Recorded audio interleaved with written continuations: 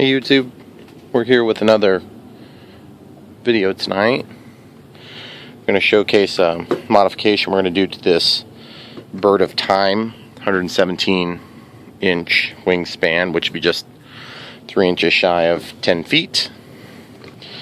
It's one of my favorite gliders, sailplanes that I have.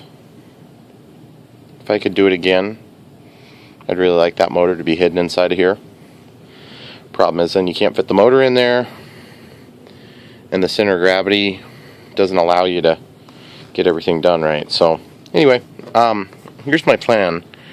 You guys can see that in my other videos I've been working on this Ash 26, and one of the ESCs that I wanted to use is actually the one that's in the Bird of Time. And one of the issues I'm having on the Bird of Time is that the electronic speed control is getting warm. And it's getting warm because there's not a lot of airflow. So what I was going to do is I was going to take the DX18. We're going to put in this 50 amp ESC to help eliminate some of those problems. And we have this programming card, which does take some of the guesswork out. And basically what we're going to do is we're going to take out the electronic speed control that's in here, and we're going to upgrade it to a little bit bigger ESC. So the first step we're going to do is we're going to dismount this. I want to get something that will help keep that from dropping in there. So I just got this, a bamboo skewer. Kind of a pain in the butt to do this. Have that thing flopping around.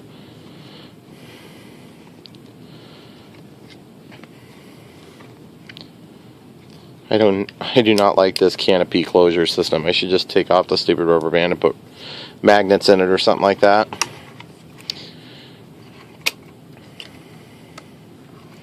So we'll just get that out of the way like this.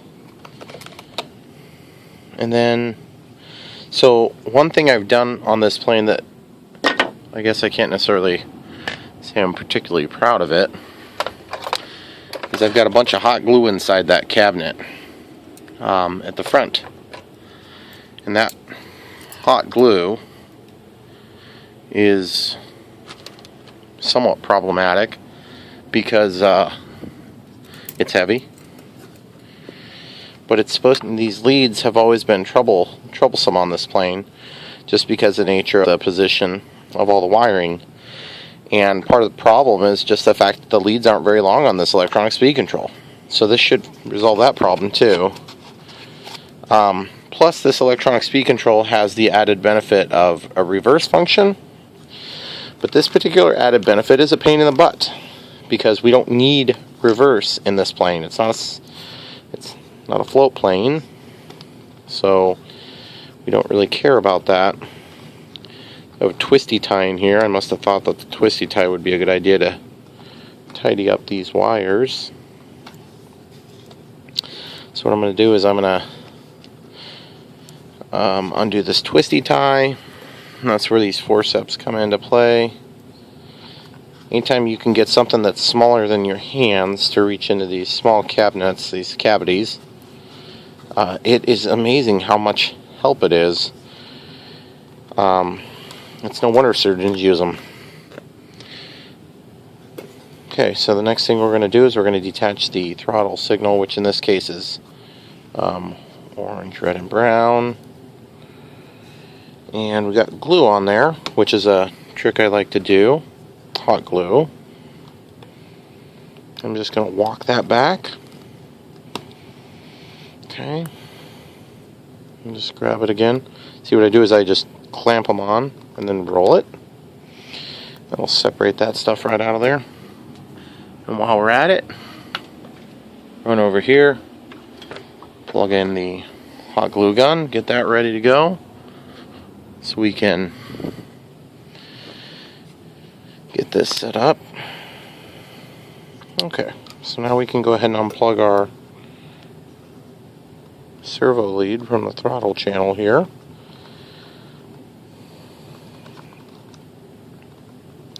Okay, so just, you don't want to bite too hard with these forceps, because you can go right through the cable if you're not careful.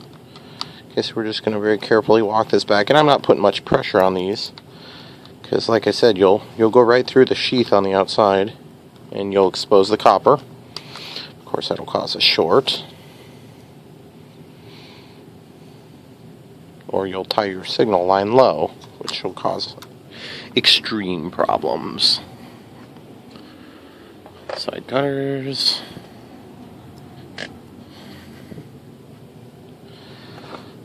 So we're just going to get in here, just going to hold that. What we're going to do is we're going to take that tooth, that triangular portion of the tooth, right along one side of the wire. We can feel it. That way we don't have to worry about cutting it. Now the other trick you can do when you have one of these zip ties you want to cut is actually cut the plastic portion like this if you're in a tight spot, you see? And what that'll do is eventually you get to the point where you can hold it sideways and cut it without any risk of hitting the cables. And that's an important step. And you can get out your unused portion now. And this is for the signal to reverse the electronic speed control. Okay, so those wires are both going to come back through to the front. Don't want to accidentally confuse those. These are the ailerons, well, in this case, spoilerons. Okay, so you can see these two wires are loose now. So obviously we don't have to fight to get a new one through, so we're just going to take a small piece of wire here. This should work just fine. We're going to grab a little bit of tape. I'm trying to decide the best to this tape. As you can see, I've got this wall of tools over here, and it makes things a lot more efficient when you're doing projects like this. Now, one trick I've learned with pulling wires like this is and you can't always get away with this, but I'm going to just make this little hook, and then like this one doesn't have anything in the middle, so you can use that to pull it back through, you see? And then this tape will just hold everything positionally where it needs to be. Remember, we're not trying to make a permanent connection here. We're just trying to hold this wire so we can pull it out, ESC out. And then here in a minute, we'll pull the new ESC leads through. If I recall, when I installed this, I had to remove this servo, and that was a huge pain in the butt. I do not want to do that again. And incidentally, guys, tomorrow, I think I'll be getting a new glider. I don't know if my grandpa knows he's giving it to me yet, or if I'm 100% sure he's going to give it to me yet, but I think he is going to. It's a Hawkeye, which is made by, it was a Hobby King product, but I don't know who makes it. I can't remember who makes it right this second. Okay, not feeling so hot. I feel like we're bound up on the edge of the servo probably, so I'm going to just try to walk in there with this. See if I can release it from the edge. Oop. So far, not so good. Okay, so the alternative mechanism is probably going to be to go ahead and release the servo from... I'm just going to let that fall. Not real excited about this aspect of it. I do not want to have to take this servo out because I got everything glued so that it can't pop out loosely. Just trying to get in a spot where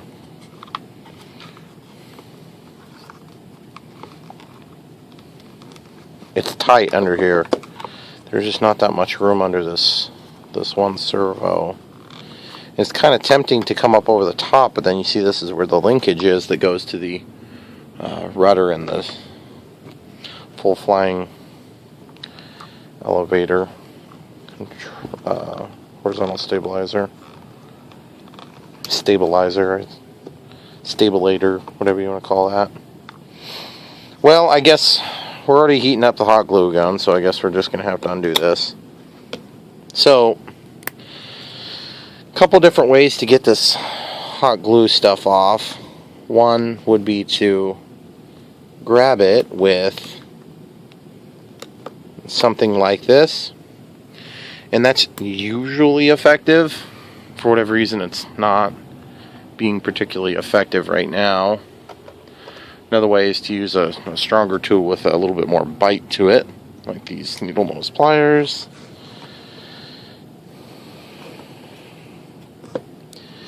And of course the other option would be to heat it up and melt it back off, but that's a lot harder than it looks, because then you don't usually get it all off of there. So I've found it's generally better to try to rip it off like this. You will get a little residual material at times, especially when you're dealing with balsa wood. So you'll just have to kind of decide what, pick your poison on something like this. Of course, you don't have to use hot glue when you put servos into a servo pocket like this. But I choose to do it because it gives me one little bit of added layer of security.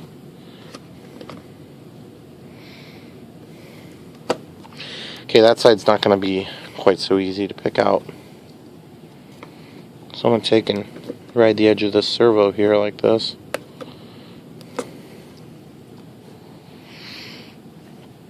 Not real crazy about the way that's working out. Okay, now I'm going to take and ride the edge of this servo, pull off the glue chunk. Always seems like it's simple when you say what you're going to do and then you go to do it and it's never quite what you expect. Phillips. Also Phillips. Chinese Phillips. So we've got 3 tips, 3 different sizes.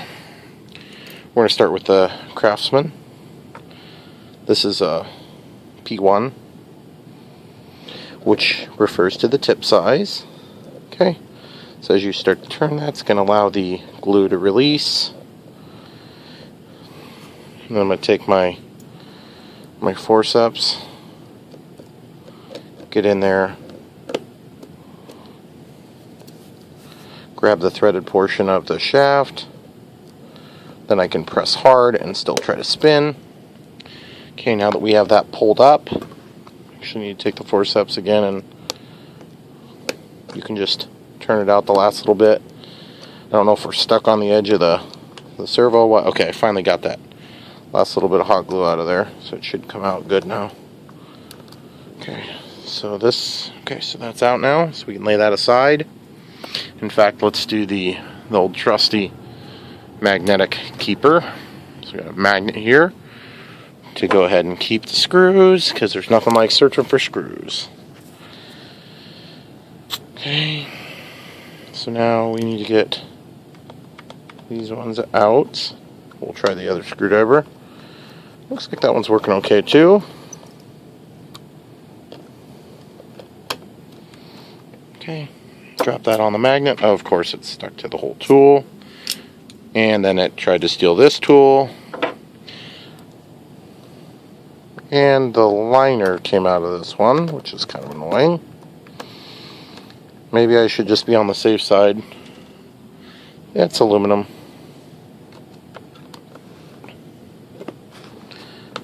Okay, so once this is undone, we may have to undo the control surface itself,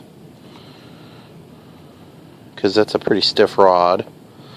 So at this point I need to make some sort of a quick reference so we know where to return it, so it's in the same home position. So we'll use a red marker, pull the cap off of that, and what we're going to do is we're going to mark 2 spots. There's 1 spot, okay, and there's 2 spots. Okay, why 2 spots? Because it's easier to get that back if there's 2 spots. Okay.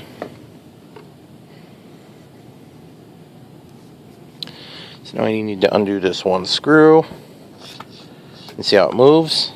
The control surface, that's what we don't want to happen. So we're going to hold that with our fingers till it's loose, then we can lay that aside, closing the gap. Okay, now we can pop this off by just lifting. Now we can move it all we need to. Hopefully won't need to move it too much though. Okay, the servo is not free right now, and that's because we have not actually broken free all the glue, which we already knew about. So what I'm going to do is I'm going to take a we're going to try this first, then we're going to move into something like, that's pretty small, but that might work. We're going to take this knife, this is an X-Acto knife with a flat blade, and we're going to run it in here and just try to cut the surface here. Okay, just walking along. We're just going to cut that free, just like so. We're going to extract a little garbage out of there. Okay, now this side is harder because it's tighter. Okay, so I'm just going to walk this down. I don't want to cut through all the material, I just want to cut through the glue. So just pushing it down until I can feel a change in material. Now you could do this with a regular X-Acto, it's just harder to control the cut because you'd be cutting deeper to make the same outcome here. Okay, so we'll lay that aside. That's too small, it's not going to do any good. So we need another choice. Something like this, maybe something like this. I don't know why there's rust on this. It's kind of weird. Okay, we'll lay that down over here. Okay, a lot of work to get the ESC out, jeez. I thought this was going to be an easy project. Now we obviously know, I guess we could